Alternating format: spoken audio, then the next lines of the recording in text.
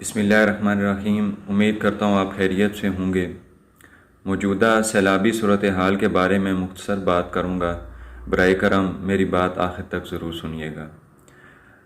سورہ حدید آیت نمبر 22 میں اللہ تعالیٰ فرماتے ہیں کہ کوئی مصیبت ملک پر اور خود تم پر نہیں پڑتی مگر بیشتر اس کے کہ ہم اس کو پیدا کریں ایک کتاب میں لکھی ہوئی ہے، اور یہ کام خدا کو آسان ہے۔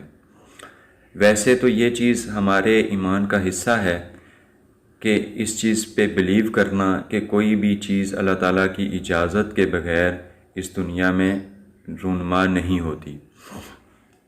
اور یہ آیت پڑھنے کا خصوصی مقصد یہ تھا کہ خاص طور پہ جو موجودہ صورتحال سے یہ ملک گزر رہا ہے اس کے بارے میں صرف یہ بتایا جائے کہ یہ جو ہے یہ اللہ تعالیٰ کے علم میں ہے، اللہ تعالیٰ کے اذن سے ہے، اور اللہ